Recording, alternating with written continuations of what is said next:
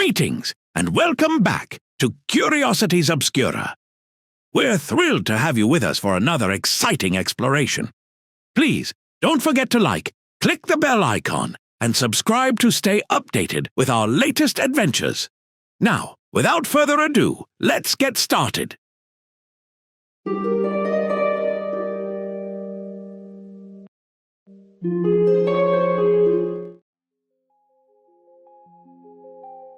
Imagine being in the harshest conditions, in the middle of the Russian wilderness, far from civilization.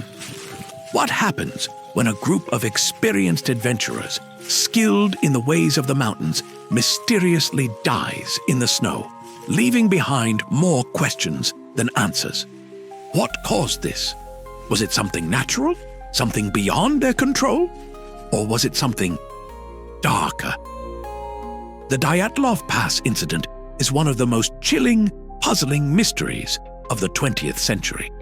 9 hikers, experienced and well-prepared for a trek through the Ural Mountains in February of 1959, set out on an expedition and never made it back. What they left behind were clues that didn't add up, injuries that didn't make sense, and a mystery that's still debated today. So, what happened in the freezing cold of that night? Was it a natural disaster, a tragic mistake, or something more sinister?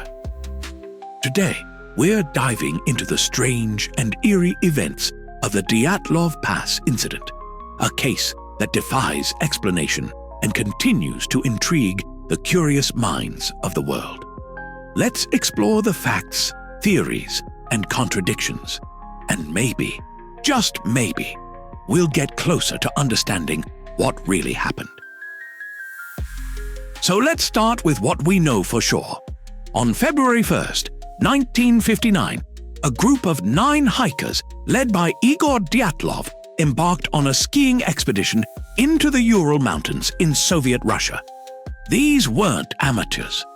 No, these were experienced hikers and skiers, people who knew how to survive in tough conditions. They had the skills, the gear, and the knowledge to navigate the cold and harsh terrain. But on the night of February 2nd, something went horribly wrong. The group's tent was found abandoned, cut open from the inside, and their belongings were left behind. The hikers had fled into the night barefoot, some in only their underwear. The scene was puzzling, but it didn't end there. In the following weeks, their bodies were discovered in a series of bizarre conditions, with injuries that didn't match up to what would be expected from an avalanche or any other natural disaster. Now, let's break this down and see what we can make of this strange event. Was it an avalanche, as some claim, or is there something more to the story? One of the most widely discussed theories is that the hikers were caught in an avalanche. And yes, this theory has some merit. Let's start with the basics. Avalanches are massive, unpredictable forces of nature. They can sweep away everything in their path, and they can happen suddenly, without warning. The theory goes that on the night of February 2nd, the hikers were sleeping in their tent when an avalanche struck. The tent, being set up on a slope, could have been covered by snow in a matter of seconds. The hikers, waking up to the sound of the snow crashing down, cut their way out of the tent in panic. They fled into the night without the proper clothing, running for safety in the woods, where trees could help shield them from the snow. But here's the problem. When investigators arrived at the scene, there was no sign of an avalanche in the area. No debris, no large snow deposits, nothing that would indicate a massive snowslide had taken place. The bodies that were found, covered in a thin layer of snow, seemed to contradict the idea of an avalanche.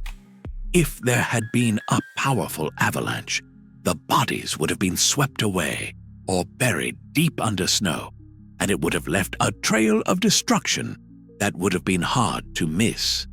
So, while the avalanche theory sounds plausible at first, the evidence doesn't quite support it.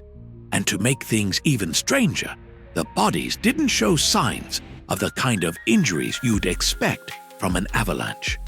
Instead, some had severe internal injuries, fractures that looked more like they were caused by a blunt force impact rather than the compression of snow. Let's move on to the next odd detail, the way the group split up. After cutting their way out of the tent, the group scattered in different directions. Two hikers, Doroshenko and Krivonishenko, ended up near a Siberian pine tree where they managed to start a fire, likely in an attempt to stay warm. Sadly, they died from hypothermia, found in their underwear and without much gear. Then there were three others who tried to return to the tent to retrieve their belongings. They didn't make it far, though. They were found dead in the snow, in poses that suggested they had collapsed from exhaustion while trying to climb back up the slope. The conditions were brutal. The temperature was around -40 degrees Celsius, or -40 degrees Fahrenheit, with winds howling at speeds of up to 108 kilometers per hour, or 67 meters per hour. That's the kind of cold that can freeze your skin in minutes.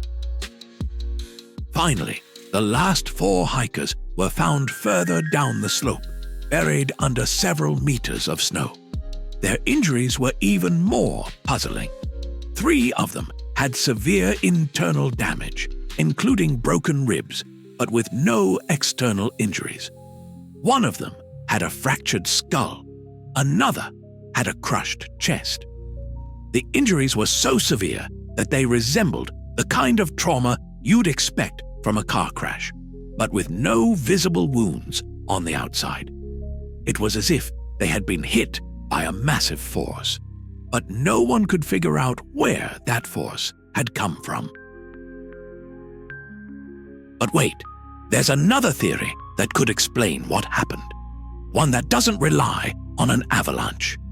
Some scientists have suggested that a violent katabatic wind could have been responsible for the hikers' panic. Katabatic winds are rare, extremely powerful winds that can blast down the slopes of mountains at hurricane speeds. These winds can be so strong that they can knock people off their feet, and they can create intense, freezing cold that's almost impossible to endure. According to this theory, a sudden katabatic wind hit the camp, forcing the hikers to abandon their shelter. They fled into the night, but the wind made it impossible for them to find their way back. The freezing temperatures, the disorientation, and the panic caused by the wind could have led them to make fatal mistakes, and the injuries they sustained could have been the result of stumbling in the dark, falling into ravines, or crashing into rocks. One of the more unconventional theories to explain the Dyatlov Pass incident revolves around the possibility of UFOs and extraterrestrial involvement. According to some reports, strange lights were seen in the sky around the time of the hikers' expedition. While there's no conclusive evidence linking these sightings to the hikers' deaths, the theory suggests that perhaps the group stumbled upon something they weren't supposed to see, an alien craft or an encounter with extraterrestrial beings. Proponents of this theory often point to the mysterious circumstances of the hikers' injuries, particularly the bizarre and unexplained nature of the severe internal trauma without external wounds. Some even speculate that the group's disorientation and panic could have been caused by an extraterrestrial encounter, with the hikers fleeing in a state of confusion and fear. The presence of strange lights in the sky, combined with reports of abnormal behavior from the hikers, has led some to theorize that UFOs could have played a role, though it remains purely speculative and unproven. There's another theory that's a bit more on the supernatural side, let's say. In 2013, author Donnie Icar popularized the idea that infrasound, a type of low-frequency sound created by the wind as it passed over the mountain, could have caused the hikers to panic. Infrasound is known to cause feelings of unease, dizziness, and even intense fear. According to Icar's theory, the hikers were driven to a state of terror by the infrasound, which made them flee the tent in a state of mindless panic. Once they were outside, the infrasound could have caused them to make irrational decisions, like splitting up or wandering off in the darkness. The trauma they experienced could have been the result of falling or stumbling while disoriented, and the cold took care of the rest. Now, let's get a little darker. One theory that has persisted is that the hikers were somehow involved in a military test, specifically a parachute mine test. Parachute mines explode in midair, and the blast would have created the kind of internal injuries seen in some of the bodies. This theory suggests that the hikers were caught in the middle of a test and were forced to flee their tent in a panic.